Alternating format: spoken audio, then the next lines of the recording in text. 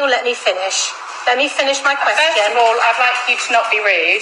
What actually happens No, don't say that to me. You're interrupting all of us. You have your questions, and then you have your questions. They are answered, and then you get the chance to come in to ask a supplementary question.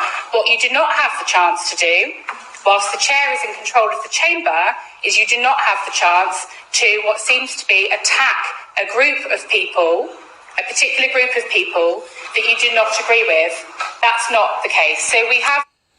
So we've got some really, really big issues here. And these councillors,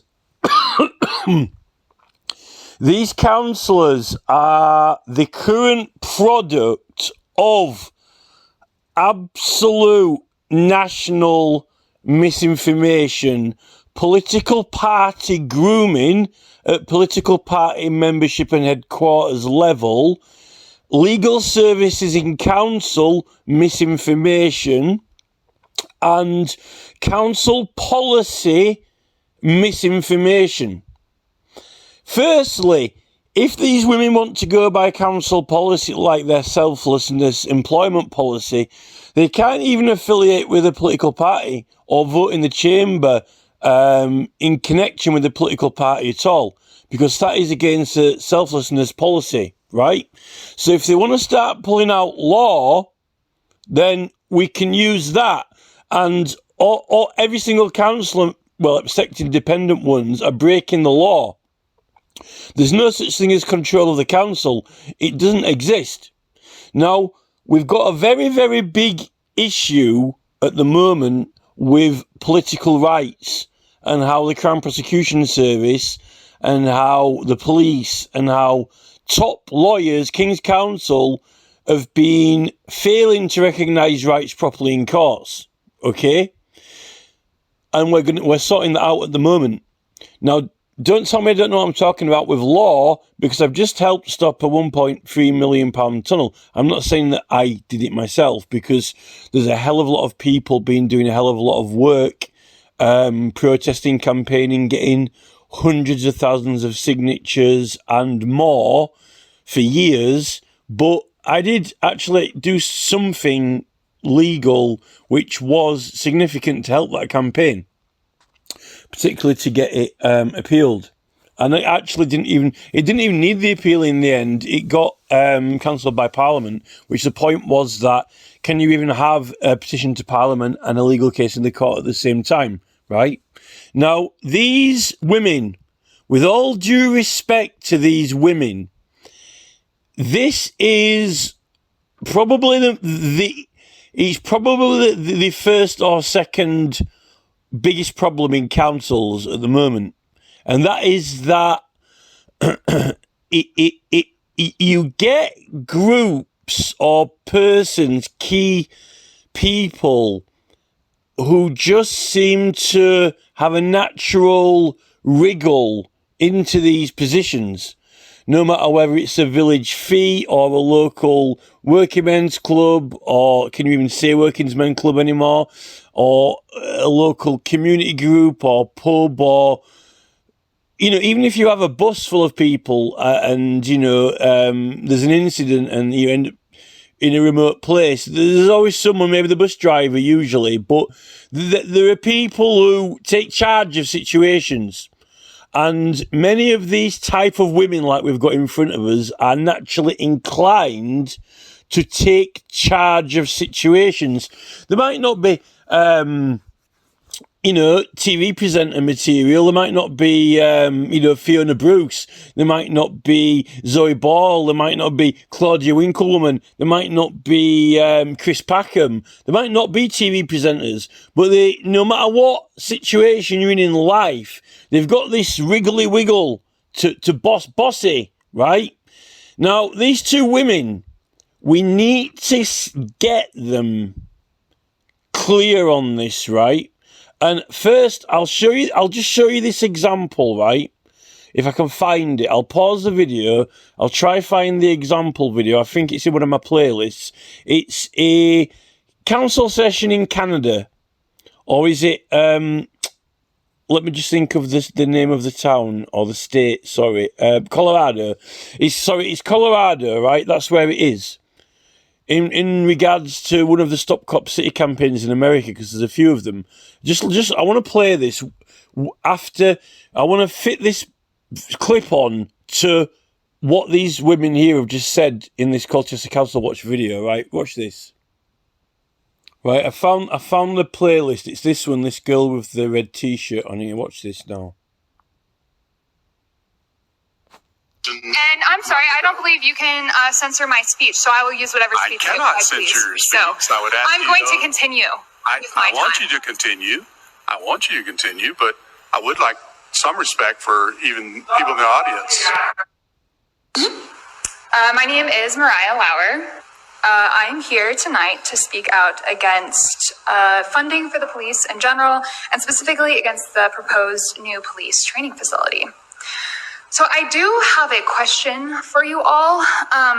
Where the fuck are you expecting to get $40 million to build this facility if you have to dip into the reserves for $10 million just to balance the budget?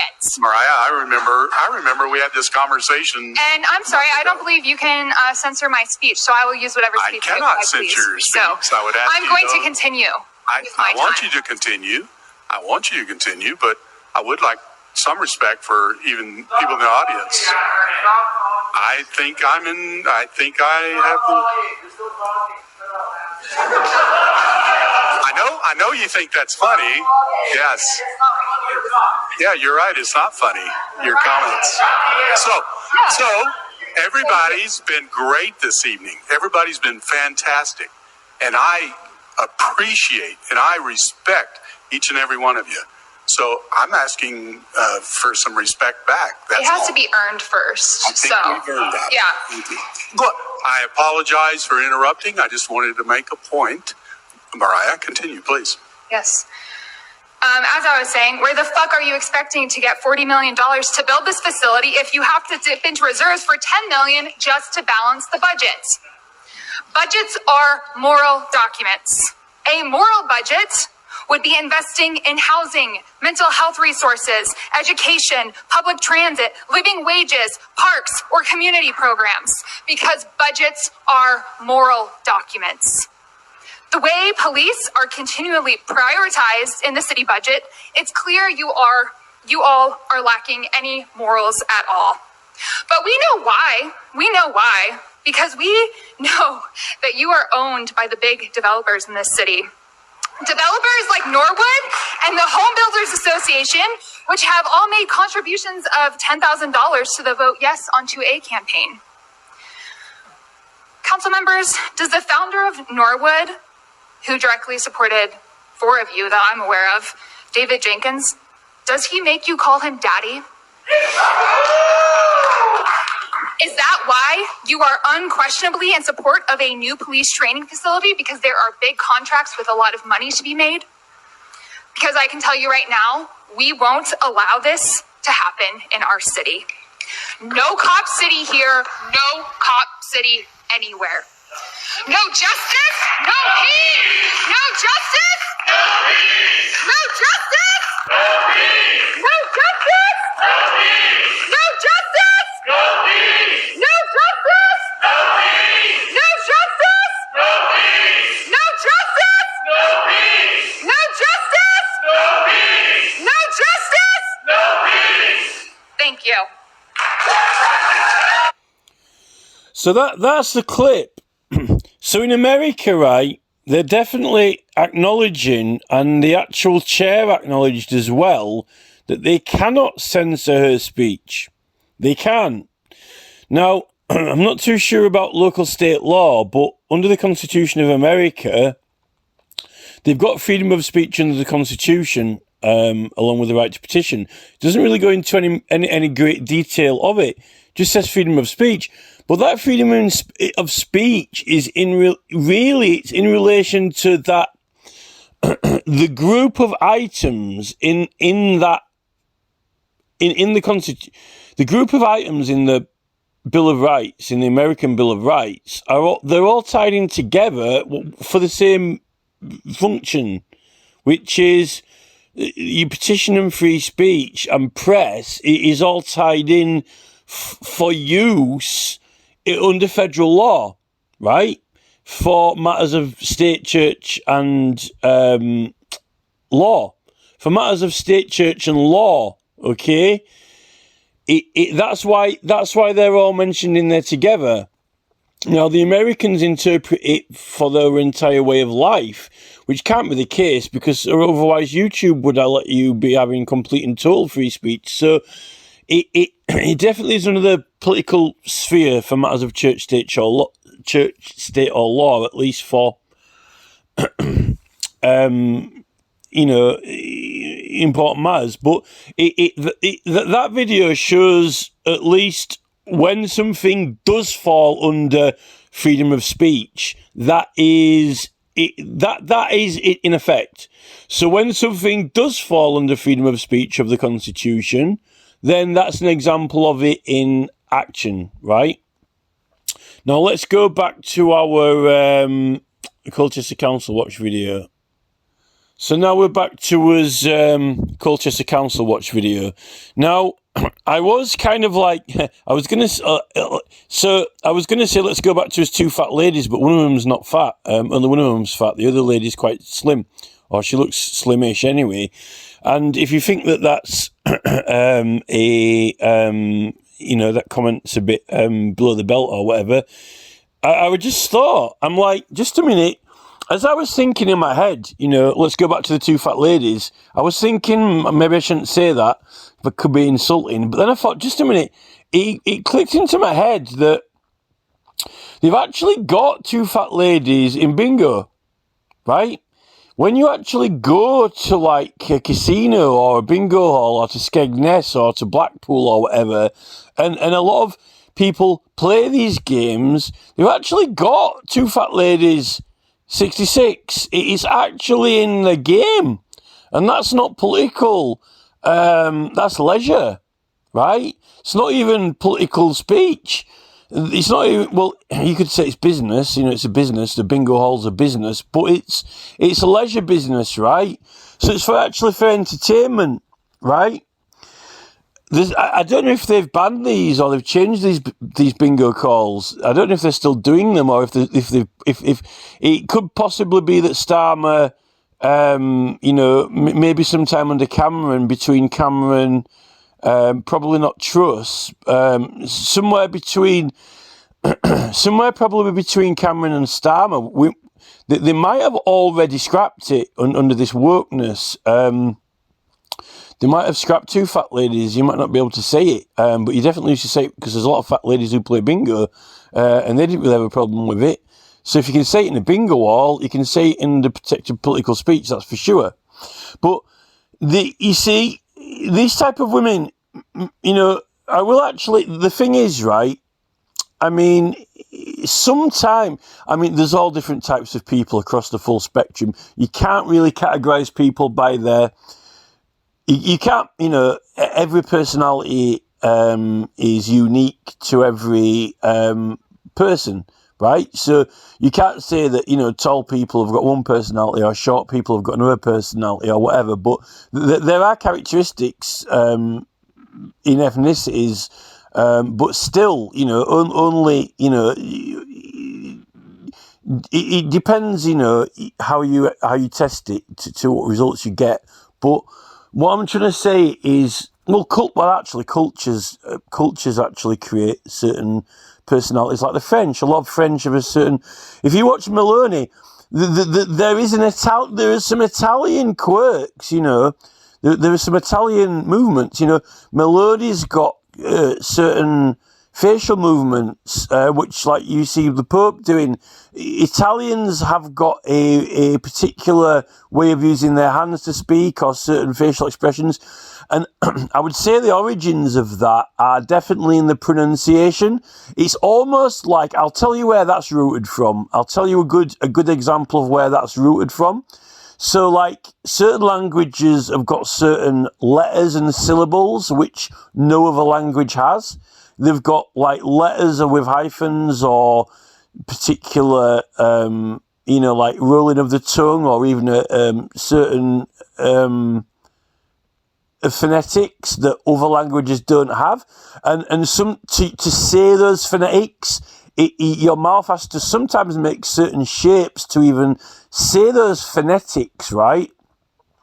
And you have to move your mouth into a certain position because it's physically, usually some of these more rarer phonetics in certain languages, like in some European languages, or maybe Finnish or something like that. Finnish, Russian, Italian, some of them have got quite exceptionally difficult phonetics that to them it's easy because they learn them as a little child, but to us sometimes we can't actually make those noises. It's a chore, or you might even have to go to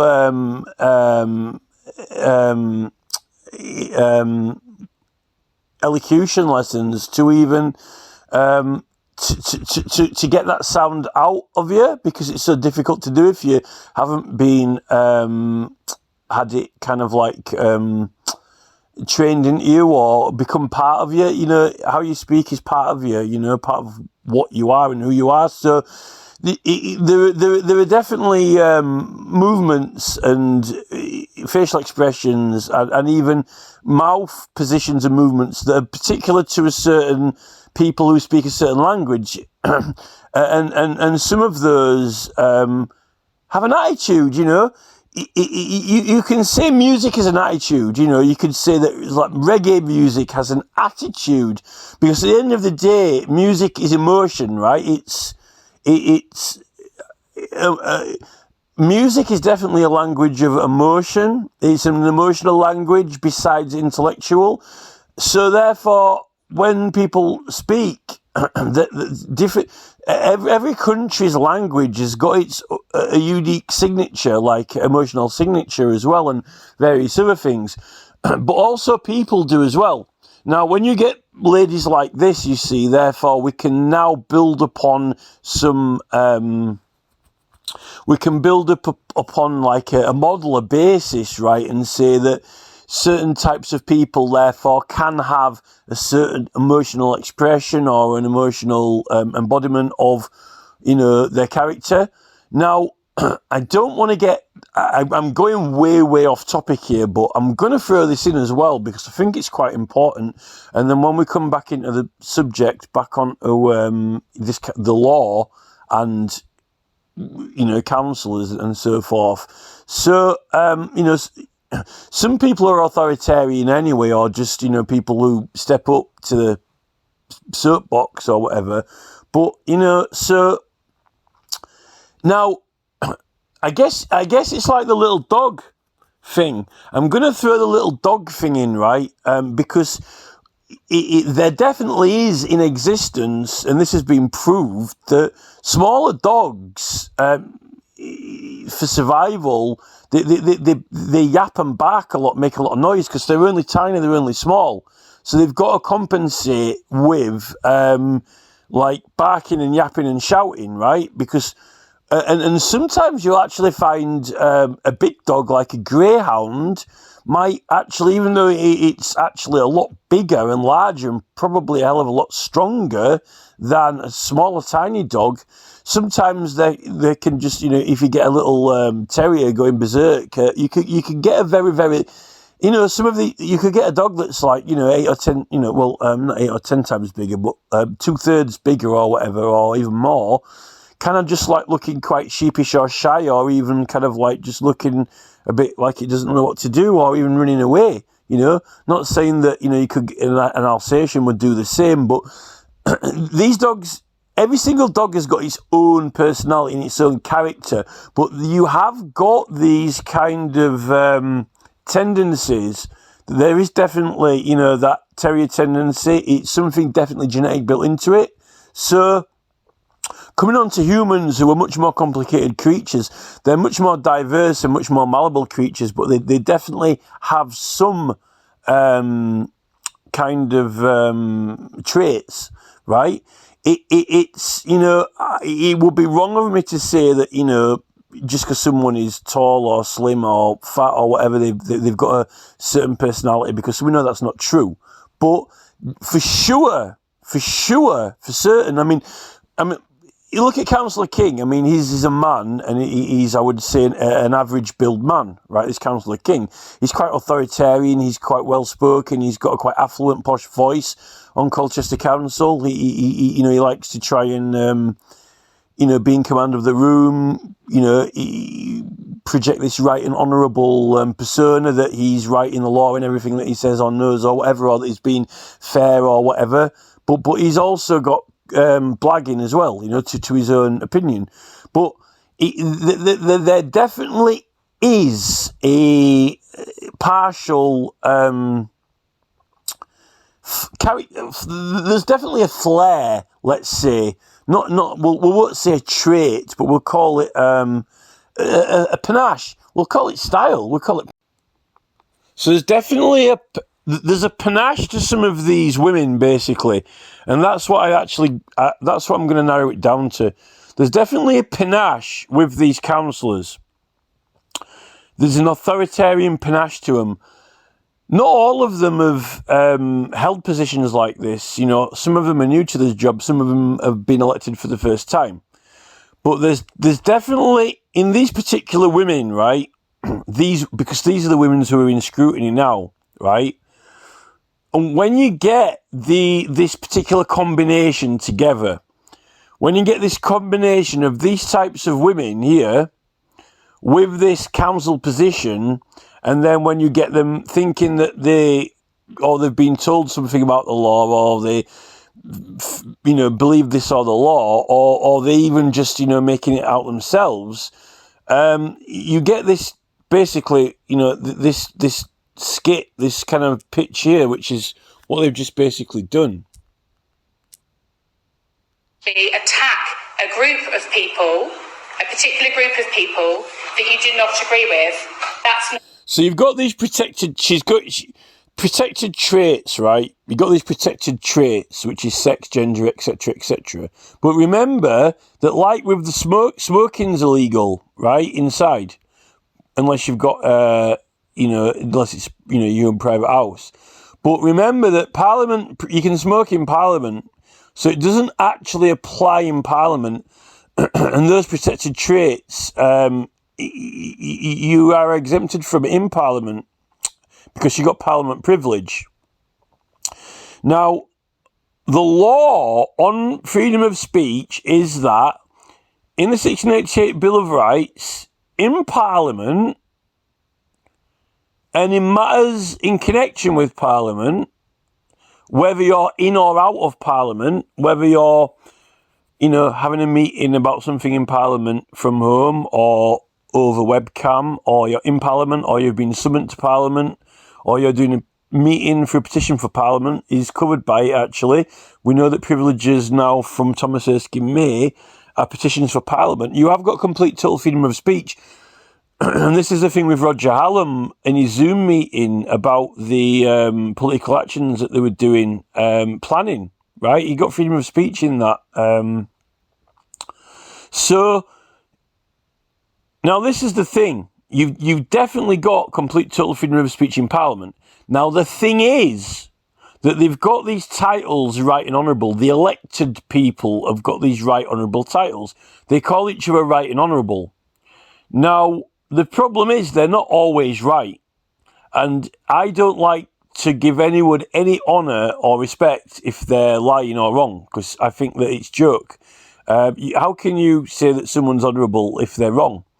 And these people aren't always right, particularly if you look at Hansard and some of the conversations that I've been looking up in Hansard, when they're talking about not being a certain lawful this or that when there is, and certain things. But apparently they can't be prosecuted. Now, they can't be criminally wrong, but, they actually can be wrong, or you can debate them. And I think that's the whole thing with the right honourable gentleman, and then I will debate what you say, or whatever. The problem is that once they get called these right and honourable things for a long, long time, then they start to believe that even when they're completely, totally bullshitting and blagging their way to kingdom come, then they aren't doing anything wrong. And I mean, you can see that in the Privy Council oath. I can't see or imagine or understand anything wrong the king could do right? You know, so that means that you can't even, you're not even, that oath does not allow you to conceive that the king could possibly do anything wrong, okay? Luckily, citizens don't have to take that oath, you know, and luckily we can bring grievance about it. So, you know, now, this is probably something to argue and talk about with John Bercow, because he was barred from Parliament. I don't know if they've let him back in or not, because he joined Labour. Labour might have put him back in, I don't know, but unless he was barred for life. But, so, the chair does control the chamber by the rules and by the standing orders and by the resolutions of Parliament, right? The proceedings of Parliament. But as for freedom of speech, in law, you can say exactly what you want. It might not be with the etiquette or code or respect, but lawfully you can. Now, sometimes the speaker will throw people out, right, for not being respectful or for misbehaving or for doing something. One good example of that is when one of them picks the mace up and tries to walk out with it, and then they all block them, right? A guy picks the mace up and tries to walk out with it. I could try to find that video now. It's brilliant. I could play it. Now, that's an example of, without the mace, Parliament has got no authority, right? So that is intervening in proceedings or disrupting proceedings. Now, the thing is, just because in Parliament, if you swore or said something disrespectful or whatever, it might not necessarily disrupt proceedings or prevent proceedings, right? Even if they don't like it, but they've got a code. They call each other honourable. The point is that they do a lot of yeah, nay, nah, yeah, nah, right? They do a lot of this kind of like sort of yaying and naying and yin and yaring. It's the attitude of that, and we talked about attitude earlier.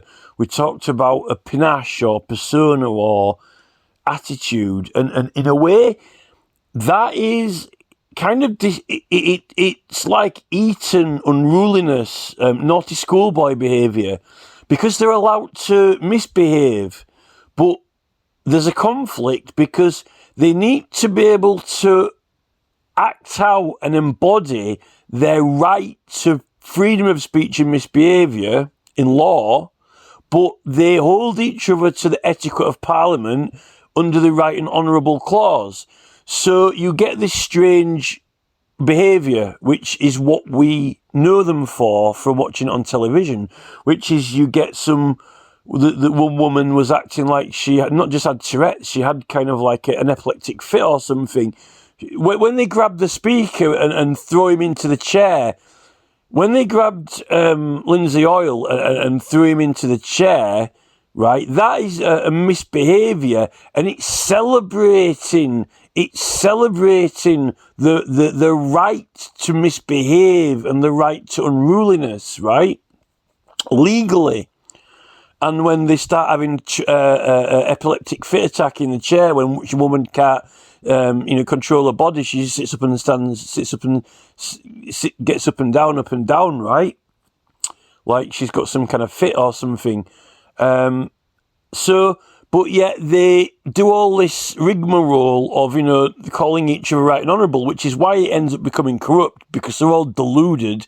They're all deluded that they're right when they're wrong, and when they're even unlawful and illegal, and also against statute law, which says that there's certain things Parliament can't do, which is treasonous or going against statute law. There's plenty of statutes that have got racked up, which says that they should be impeached for it, and a lot of them just resign and step down, but they can be prosecuted through the Parliament to the Supreme Court, but they don't do it anymore. Now, whether the Speaker wants to ban people or throw them out, he's got the powers to do these certain things because they've got their own jurisdiction. But it's not the jurisdiction of the law. It's their own jurisdiction. But the thing is, in the law, it says for speech, they can say what they want. So with your mouth, really, there's not really, in theory, a speech, an expression of sound cannot get you thrown out, really. Now, if you look at how they've written the Public Meeting Act, it says that if you remove someone from a meeting and don't let them take part in it, or prevent them from giving or laying information when they need to, then you're breaking the law. So you can't give the information and you can't be present. Now, if everyone gave information at the same time, you won't be able to hear them.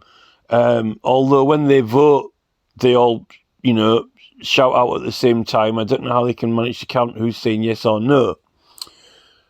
Now, the thing is, this is why they got this word order, order, order. It's all John Burke used to say. Order. He used to love just saying order, order, order. It means everything in order, everything in proceedings. But that doesn't necessarily mean that you've broken the law or done something illegal or you can't say it. He's just putting you in order.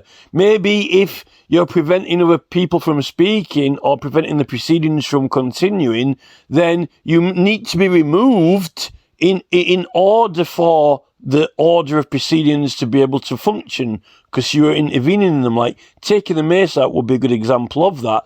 But just because you said, you're a silly cow or whatever, that is not preventing the proceedings from continuing. And you haven't removed anyone, right? Now,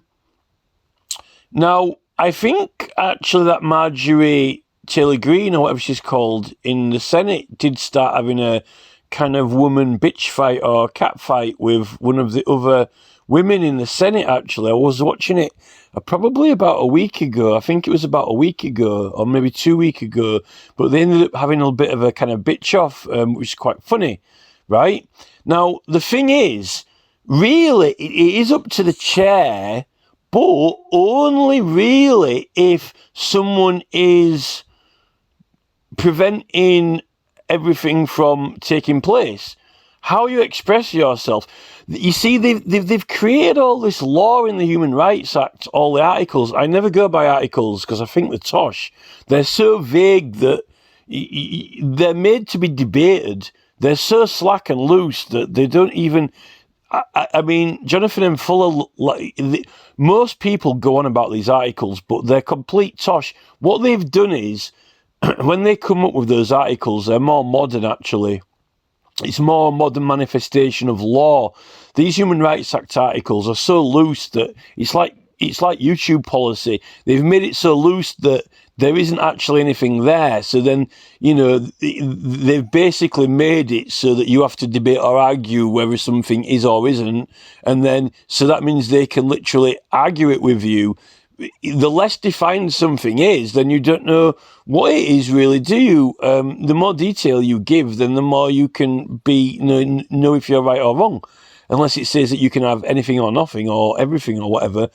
But the articles, are so loose and slack that it's really when the government started to say, right, we're going to get rid of law now. If we loosen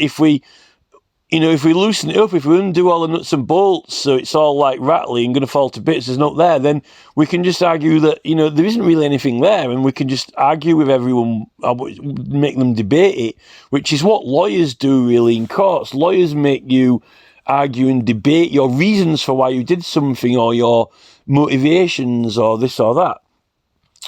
But when you go into the Human Rights Act, into the actual sections, the proper legislation, then it all makes sense. And this is why I've only ever read, I have read the articles, but I just think they're pretty much, they're not rock solid enough to get, the legislation part of it is it's absolutely it's fully clarified, right? You know exactly what you're talking about and what it is and what we can and can't do. So those articles are we protect the freedom of expression. Well, no one's protecting the freedom of expression. If you had freedom of expression, right, then you express yourself for who and what you are. Who are you? Where are you from? You're working class. You know, you've had a hard life. You've been treated bad. You know, you've had a hard upbringing. You know, you don't hold these people in Parliament to much regard. You don't think that they're right or honourable. In fact, you might think they're twits. You know, you say what you mean. Say, you know, be who you are, right? That's freedom of expression. Why make that law up if you don't? If you're trying to make people conform to genders, you know, or even get rid of genders, you know, or anything. But what I mean to say is that you can't have this freedom of expression clause in the Human Rights Act and then have Keir Starmer saying, oh yeah, you know, we don't want people saying this or doing that or whatever, you know, or making personal comments about people or whatever. And another thing is this, right? Councillors are meant to be impartial and unbiased, and they're meant to act and make decisions based on the evidence presented, like in this chamber now, but not in respect to persons, which is what I found out about the judicial oath, because the jury have got their own conscience, right? Their own person, and the defendant has got their own will, their own decision if they're going to plead guilty or innocent, and their own will what they're going to answer or if they're going to give information or confess.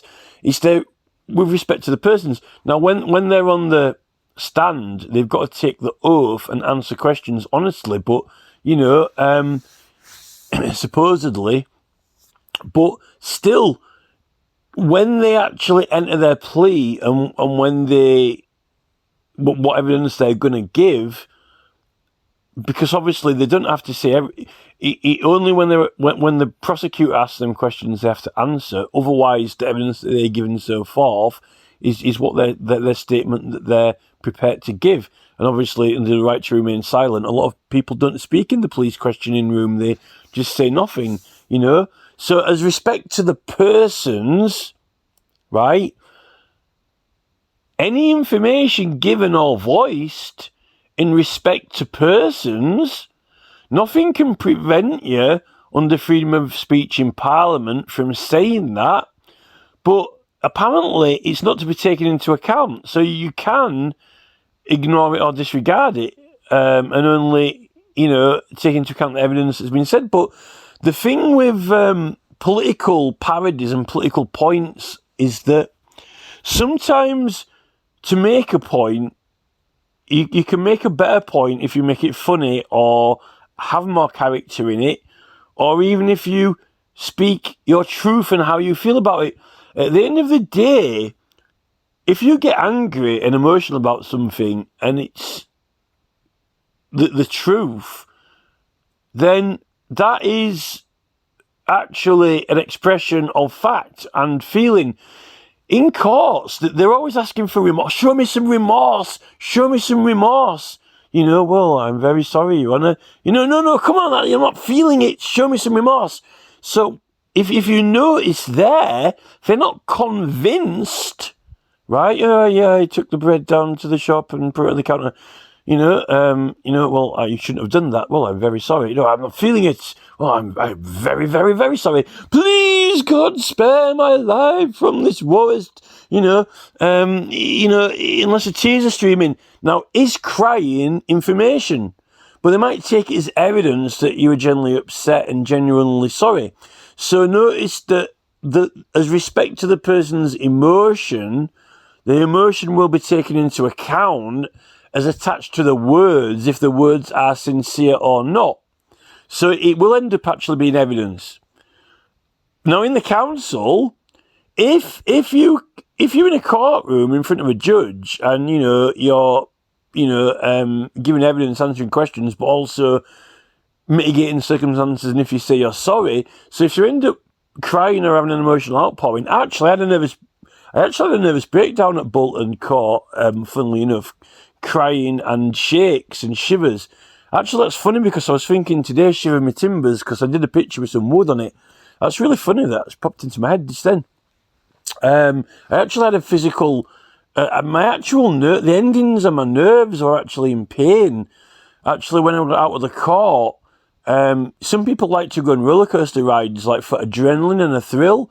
But I actually, like all of the little tiny endings of all the nerves throughout my whole body, from the tips of my fingers to my feet, all in my abdomen and my whole body and everything. It was pretty much like hurting, not pins and needles, because pins and needles are on the surface of your skin. We're talking about like all of the nervous system. It was just like I had a trauma through it, basically, because of losing my driving license, when really I was just going along and I it just changed and I just didn't react in time. It was just bad timing for it all. And I actually think that they set it up, to be honest. I thought they set it up to catch people out.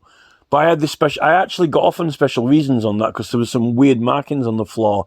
That's actually when you can get special reasons. And I was just literally, it was actually a physical nervous breakdown. Well, nervous breakdown, if you think of the word nervous, it's not mental, it's not psychological, it's actually the nerves in your hands and legs and abdomen, your actual nervous system. It's nothing to do with thoughts or the mind. Well, it can be, but I never really understood the term properly until I'd had one. I'm like, oh, that's a nervous breakdown, like an emotional, kind of like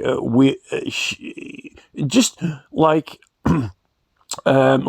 flushing, kind of like a chameleon changes colour, but like if your emotions were just kind of like so extreme that it basically hurt your body or whatever, gave it a traumatic trauma, and the woman, the Crown Prosecutor woman was there, girl, and it was. I actually liked the building, to be honest. I liked the building. It was really old kind of building with history in it, which I kind of liked. But it was just the actual experience going there. They're not nice places. It's it's sort of like very spiritual kind of experience. It's almost like the headmasters. You've been sent to see the headmaster, and if you've been naughty, really, but on an extreme level, So, trying to get back to where I was before now, I forgot. So yeah, if you cry, the more emotion you put out in court, right? They like that. But notice that's an extreme of emotion, right? That's like, crying. So if you're in this council chamber, right, and you just, start, go, please, councillor, please, I'm begging you, don't demolish the park and build an old people's home, please, woo, can you imagine, then they wouldn't be saying, oh, don't speak to me like that, they'd be like, beg, give paw, so notice they would accept that then, because they like people, begging. But if you're angry, it's an emotional expression the other way, to me, to you. Oh no, don't get angry and start swearing at me. Well, I thought you liked emotional outpourings. Oh yeah, when you're begging, beg, but don't shout, naughty dog, rap, arr, arr. No, don't growl,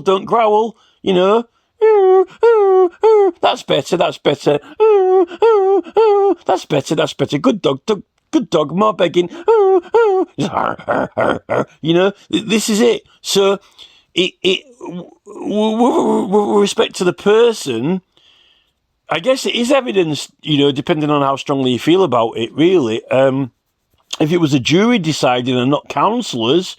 Now, notice, if the jury sees someone very upset and honestly remorseful, they're going to decide probably in their favour, right? If there's no emotions at all and it's all fact and evidence, they might not believe them, or they're unlikely to. Now, when you're giving evidence to councillors, fact, I ask you now, should it have an emotional charge or content and should be taken into account? Now, if everyone's very, very angry in the town that the councillors just, got rid of all the wheelie bins, or, I don't know, all the plant pots or all the flower plots or whatever, and everyone's fuming, if everyone's angry and very, very mad, then it's going to be strong evidence that they're upset about it. You're not convincing me. A fucking brick goes through the window. Are you convincing you now? Order. So notice that they like these outpourings if it's crying or emotion, but not if it's anger. Now, obviously, we want councillors to be safe and not under threat of violence, but freedom of speech, expression. So in Parliament, you meant to have it, and as as long as it's in the order, you can really say what you want. If someone takes insult or offence in Parliament, then you're not legally liable to the law of England. Remember, now are the chair and the speaker just doing tradition and so forth and so forth? This is the thing. Maybe they can vote on it. I think in the Senate, if one of them does something wrong or breaks the law, they can have just a vote there and then. I think they can vote on it. According to the first version of the Constitution, I think they can just vote on it. So maybe they can have a vote in the chamber, if someone's, so I'm fucked off with all this, and they say, you can't speak like that, and we'll say, we'll have a vote on it. They can suspend the rules as well, remember. They can vote to suspend the rules. So, they might all vote, say, George Galloway, just to give someone the birdie or whatever, we'll let him off or whatever, or suspend the rules. But notice, they have got rules, but the rules are meant to be freedom of speech, aren't they? Now, the thing is, though, so trying to wrap it all up and trying to bring it back to that Canadian, that girl in Colorado, begins with a C, Canada, Colorado. The girl in Colorado, she basically started swearing, but they said, they can't censor her speech. It's got to be the same law. How can you have, freedom of speech in Parliament? If it says freedom of speech, you've got freedom of speech. It can't be any different to that. It can't be any different to that American version. Because, and the thing is, this is what it all comes down to in these council chambers, right? And this is what it comes down to. Is that it's not Parliament, it's the local council, but it's a local government. It's government at the local level. And they've got the mace there. And it's meant to, that mace is meant to be, it's meant to be the same object that just can appear in multiple places at the same time. It's the king's authority, right? It's the authority of the king, right? It's meant to be the same thing. It's like the king's mace. I mean, how many arms has he got? Like Shiva or something with loads of maces. It's meant to mean that they've got the authority of the king there, right? But obviously not the authority of Parliament. But Parliament's the building. So the mace means they've got the authority to make orders, right? If they got the authority of the king, right? This is the thing. It's matters of His Majesty's government in a local area. Surely, it's matters of His Majesty's government in the local area. Surely you've got freedom of speech in that chamber under the authority of the king, because you've got the right of the subjects to petition the king.